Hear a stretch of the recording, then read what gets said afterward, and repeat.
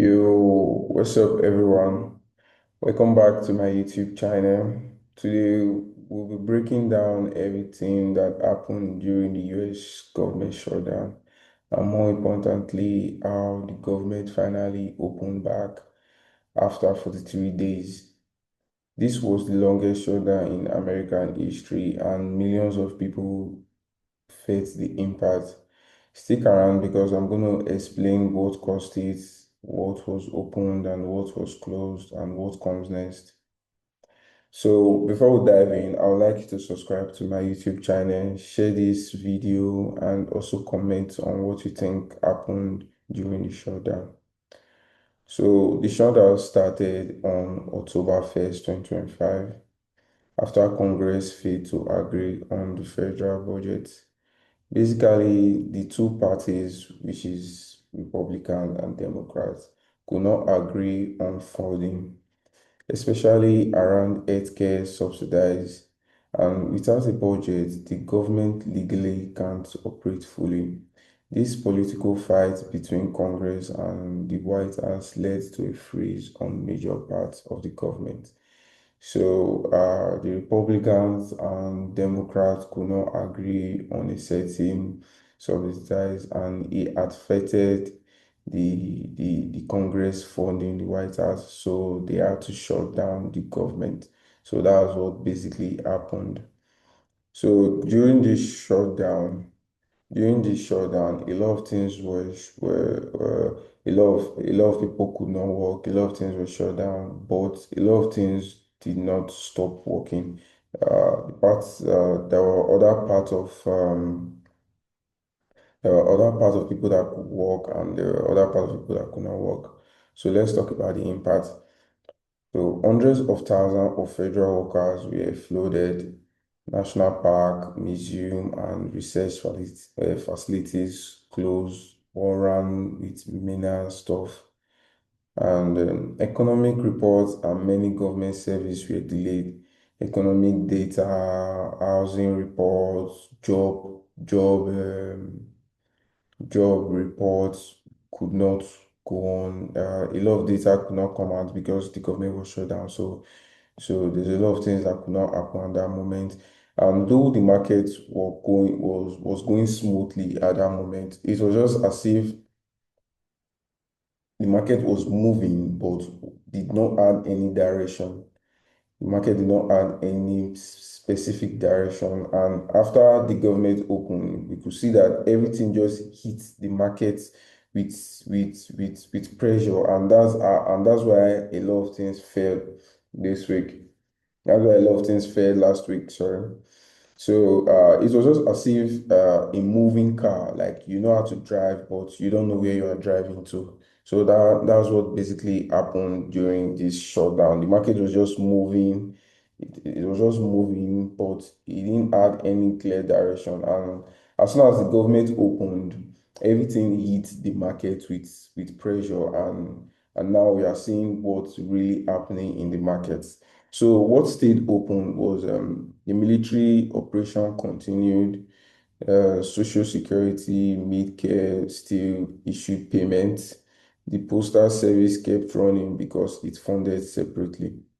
So the country did not completely stop, but a lot of important services went dark. A lot of data could not be reported. So that alone affected the market. And mind you, as the government opens back, it will take days, weeks for everything to start running back smoothly, for workers to start coming back to work, for everything to start coming back normally. So, what it affects actually, the longer the shutdown lasted, the deeper the impact became. 900,000 plus workers were affected during the shutdown. Many people missed paycheck or had to work without pay. Small businesses around parks and federal buildings lost money. It slowed economic activity and created uncertainty in the market. So for 43 days, people were basically stuck waiting for politicians to make decisions. So during that stock, like everybody was just waiting for for Congress to pass a bill for them to start funding the government. And in this for the 3 days that it lasted, 900,000 workers were affected. Many people had to work without pay, and this really affected a lot of people. And also SNAP, it affected SNAP, and a lot of people that depend on government to feed and do other basic things and needs could not do that because the government was shut down for 43 days, and that this lasted, it affected 900,000 workers. So that's not good at all. So how the government finally reopened. Now, here's how the shutdown ended. On November 12, 2025, the House voted on a funding bill that the Senate had already passed. President Trump then signed it, officially reopening the government.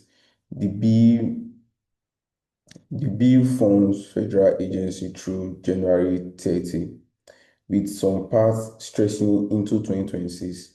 Workers began returning to their job immediately, although it will take days or weeks for everything to start running back normal.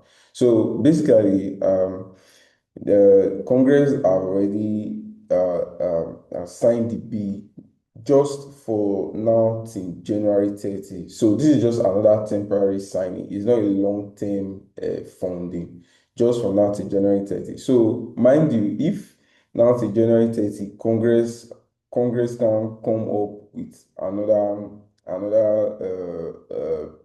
bill, like another B federal funds agency before January 30, mind you, there might be another shutdown.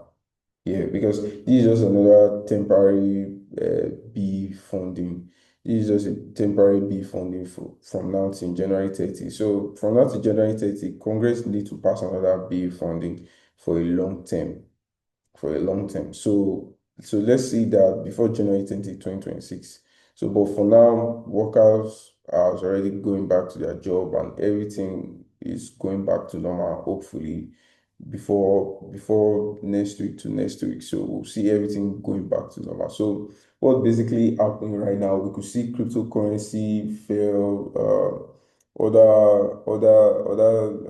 US Treasury went up, rose up, but gold fell, cryptocurrency fell, and other stock fell too last week, just because everything just hits the market because of the reopening. So that's what just basically happened.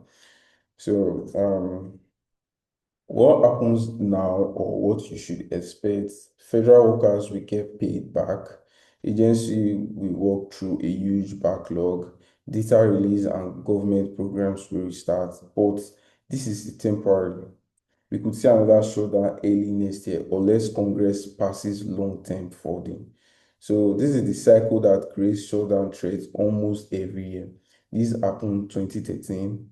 This happened 2018. So most of the times that the market opens back after a shutdown, there's always there's always a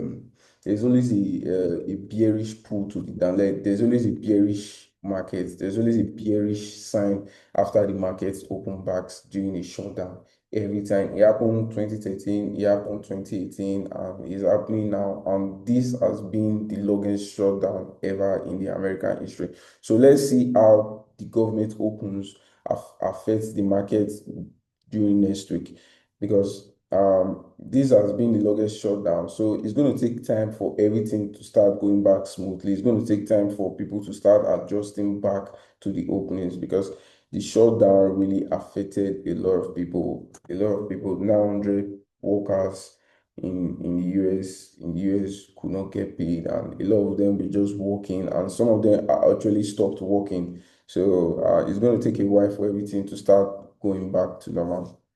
So this shutdown was the longest in the US history, for 3 days, and it shows how powerful political disagreements can affect millions of lives.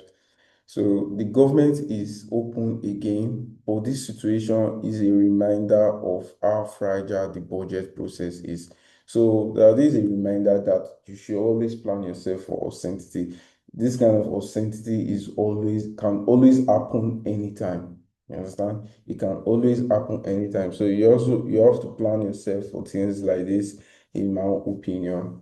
So for me, I would say a time like this in an uncertain economy like this is for you to buy.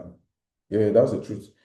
Anytime there's uncertainty like this in the markets and things and everybody don't know what is happening and there's fear all over everything. So for me, it's the right time for you to buy. Stocks are going down right now, cryptocurrency are going down right now. It's a very good time for you to buy.